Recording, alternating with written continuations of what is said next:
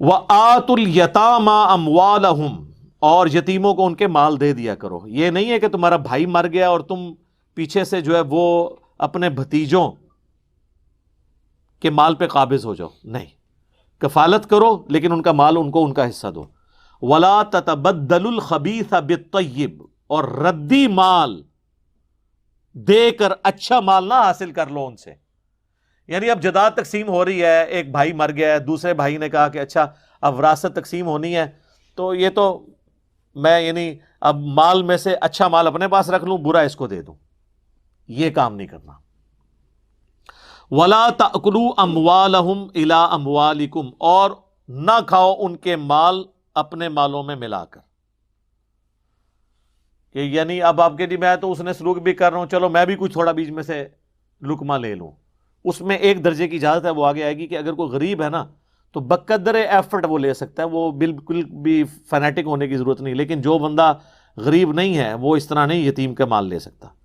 اِنَّهُ كَانَ حُوبًا كَبِيرًا، بے شک یہ اللہ کے حضور بہت بڑا گناہ ہے کہ کوئی شخص یتیم کا مال جو ہے وہ اچھا مال اپنے پاس رکھ کے ردی مال وراثت میں اسے دے دے، یا اس کے مال میں سے تھوڑا بہت کھا لے۔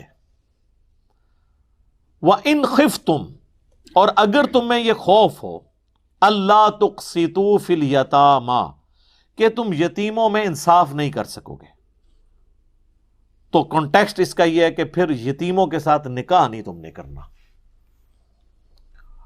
ہوتا یہ تھا کہ اگلے زمانوں میں لوگ یتیم بچوں کی پرورش اس نیت سے کرتے تھے کہ چلو اس بچی کی پرورش کرتے ہیں، یہ بڑی مالدار ہے، جب یہ جوان ہوگی تو پھر میں اس سے شادی کر کے اس کے مال کا میں مالک بن جاؤں گا۔ یہ عرب میں کلچر تھا۔ یا کوئی غریب بچی تھی، اس کی پرورش کی اور نیت یہ رکھی کہ چلو اس کے عوض میں اس کے ساتھ نکاح کر لوں گا اور حق مہر دینے کی بھی ضرورت کوئی نہیں ہے، میں نے اس کو پال کے بڑا کیا ہے، تو اس طرح وہ ان کے مال ان کو حق مہر بھی نہیں دیتے تھے یا ان کی جائیداد دبا لیتے تھے۔ اس کانٹیکسٹ میں صحیح بخاری میں حدیث ہے، اما عائشہ سے جب پوچھا گیا نا کہ یہ یتیم عورتوں کے ساتھ، یتیم بچیوں کے ساتھ نکاح سے اللہ نے منع کیوں کر دیا، تو پھر اما عائشہ نے کلیئر کیا کہ یہ ان یتیم بچیوں کے ساتھ نکاح کرنا منع کیا ہے جس کی پرورش آپ کریں اور اس کو حق مہر نہ دیں۔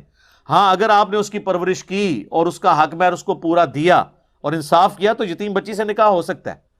صحیح بخاری میں اس کانٹیکسٹ میں حدیث موجود ہے۔ اور سورۃ النساء کے اندر پھر وہ آیت بھی نازل ہو گئی جب حضور سے کاؤنٹر کوسچن ہوا کہ یہ ہم یتیم بچیوں سے نکاح نہیں کر سکتے، تو اللہ تعالیٰ نے پھر وہ فتویٰ بھی دیا۔ وہ اسی صورت میں نا وہ پھر آیت کوٹ کی اما عائشہ نے سلام اللہ علیہا، کہ وہ آیت آگے چل کے آ جاتی ہے سورۃ النساء کے اندر ہی 127 نمبر آیت ہے وہ، جس میں اللہ تعالیٰ نے یہ کلیئر کیا ہے کہ تم فتویٰ پوچھ رہے ہو مجھ سے یتیم عورتوں کے بارے میں، تو میں تمہیں اس کا فتوے کا جواب بھی دے دیتا ہوں۔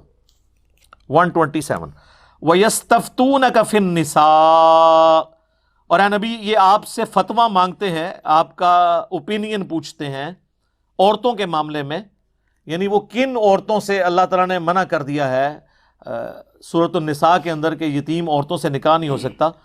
قُلِ اللَّهُ يُفْتِيكُمْ، اے نبی تم فرماؤ کہ اللہ تمہیں فتویٰ دیتا ہے فیہن ان کے بارے میں، وَمَا يُتْلَى عَلَيْكُمْ فِي الْكِتَابِ فِي يَتَامَى النِّسَاءِ، جو کتاب میں تمہیں بتایا گیا تھا یتیم عورتوں کے بارے میں، اللتی لا تؤتونہن ما کتب لہن، وہ ان عورتوں کے بارے میں ہے جن کو تم حق مہر نہیں دیتے اور ان کے ساتھ یتیم ہونے کی وجہ سے ظلم کر کے ان کو اپنے نکاح کے اندر لے لیتے ہو۔ ترغبون ان تنکحوہن، اور تم یہ رغبت رکھتے ہو کہ ان سے نکاح کر کے ان کی دولت پہ قبضہ کر لو، تو ایسا نکاح منع ہے۔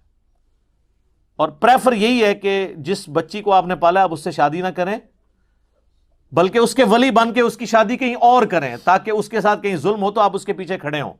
آپ مجھے بتائیں یتیم بچی کے ساتھ کوئی شادی کر لے اور پھر اس پہ ظلم کرے، وہ بچی کہاں جائے گی؟ اس کا تو پیچھے ولی کوئی نہیں ہوگا۔ تو اسلام نے اس چیز کو ناپسند کیا ہے کہ کوئی کسی یتیم بچی کی پرورش کرے، پھر اس سے خود شادی کر لے اور پھر اس کا استحصال کرنا شروع کر دے۔ ہاں اگر استحصال نہ کرے تو وہ سورۃ النساء کی آیت نمبر 127 میں اجازت مل گئی، استحصال نہیں کرتے پھر تو بہت نیکی کا کام ہے۔ لیکن بہتر یہ ہے کہ تم خود اس کے ولی بن کے کہیں اور شادی کرو تاکہ اگر کوئی معاملہ کل کو بگڑے تو تم پیچھے اس کے پشت پہ کھڑے ہو اس کی سپورٹ کے لیے۔ تو فرمایا گیا اگر تمہیں خطرہ ہونا انصاف نہیں کر سکتے یتیموں کے معاملے میں تو پھر ان سے تم نے نکاح نہیں کرنا. فانکحوا، پس نکاح کرو ان یتیم عورتوں کو چھوڑ دو، ان کے سوا اور عورتوں سے نکاح کرو. ما طاب لکم، جو تمہیں پسند آئیں، من النساء، عورتوں میں سے، مثنا و ثلاث و رباع، دو دو، تین تین، چار چار. یہ عربی میں بولنے کا یعنی ایک محاورتاً یوں بات بولی جاتی ہے. اب بعض لوگوں نے یہ دو دو کو جمع کر کے چار کیا، تین تین کو جمع کر کے 6 کیا، 10 ہو گئی، اور چار چار کو جمع کر کے 8 کیا، اور کہتے ہیں 18 بھی ہو سکتی ہیں. یہ نہیں، یہ عربی لنگوسٹک ہے. تو یہ جو ڈبل بولا گیا نا، اس کا یہ مطلب ورنہ تو اللہ نے 18 ڈائریکٹ ہی کہہ دینا تھا. تو اللہ ہمارا 2 کر لو، چلو 3 کر لو. اب اس کا 3 اگر میں کسی کو یار چلو یار 2 ہی لے لو تسی، اگر میں کہوں یار کھجوریں بانٹ رہے ہیں ایک اور میں کہوں یار چلو 2 لے لو، تو اس کا یہ مطلب ہوگا کہ ہر بندے کو 4 دینی ہے. نہیں، مراد یہ ہے کہ چونکہ جمع پہ بات ہو رہی ہے کہ 2 ساروں کو دیجیے. میں کہوں یار چلو 3 لے لو، 3 لے کا مطلب یہ کہ 6 لے لو، نہیں، سب کو 3 دے دو. تو یہ وہ محاورتاً بات ہو رہی ہے. تو یتیم عورتوں کو چھوڑ کے تم کسی بھی عورت سے جو تمہاری محرم نہ ہو نکاح کر سکتے ہو. 2 3 اور 4 یہ حد لگا دی. لیکن ساتھ ہی کہا فَإِنْ خِفْتُمْ، لیکن اگر تمہیں یہ خوف ہو اللہ تعدلوا کہ تم ان میں انصاف نہیں کر سکتے، فَوَاحِدَةً، تو ایک ہی عورت پر اکتفا کرو، ایک ہی بیوی ہونی چاہیے اگر آپ کو یہ ڈر ہو جائے کہ آپ ان میں انصاف نہیں کر سکتے. ہاں انصاف کر سکو پھر 4 تک کی اجازت ہے، اور یہ 4 ایک وقت میں. اگر کوئی فوت ہو گئی یا طلاق دے دی پھر ایک اور کر لی تو وہ 5ویں نہیں شمار ہوگی، وہ 4تھی ہوگی. ایک وقت میں 4 کر سکتے ہو بشرطے کہ ان کے ساتھ انصاف کر سکو. اس کانٹیکسٹ میں کئی احادیث موجود ہیں، ابو داؤد کے اندر، ترمذی میں، مسند احمد میں. کئی مسلمان ہوئے جن کی 4 سے زیادہ شادیاں تھیں، تو نبی الاسلام نے پھر انہیں کہا کہ 4 رکھو، باقیوں کو طلاق دے دو، اپنا بیچ میں سے چوز کر لو کون سی 4 رکھنی ہے. 4 سے زیادہ نہیں تم رکھ سکتے ایک وقت کے اندر.